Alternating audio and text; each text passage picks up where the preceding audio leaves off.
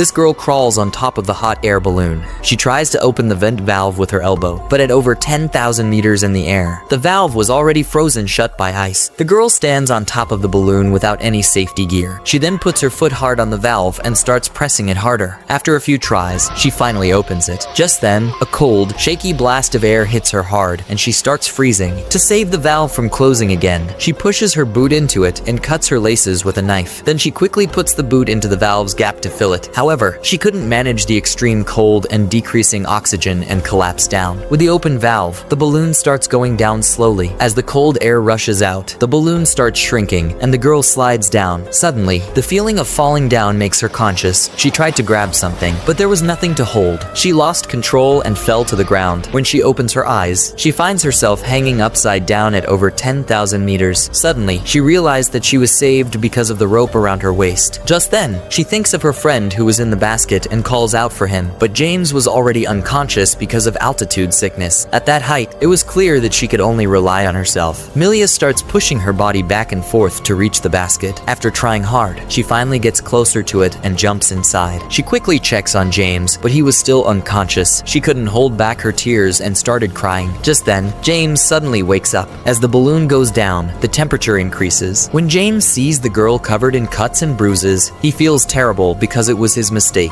If he hadn't insisted her on flying higher, they wouldn't have ended up in this situation. He takes out a bottle of brandy and carefully disinfects her hands. Just then, snowflakes start falling. The man quickly grabs a bottle to gather some, but the girl feels something strange. The snowflakes around them seem to be frozen in the air, which means their speed was the same as the snowfall. They suddenly realized that they were going to crash on the ground at this speed. The girl quickly closes the exhaust and starts throwing the sandbags and life ropes from the basket. The man also doesn't care about his expensive instruments and throws them out. However, even after emptying the basket, their speed didn't slow down. The man insists the girl to get on the iron ring because he realizes that the basket was the heaviest thing. He then cuts the ropes holding the basket with all his energy. After cutting one side, he quickly moves to the other side. Finally, they managed to throw the basket away, but even without the basket, they were still falling very quickly because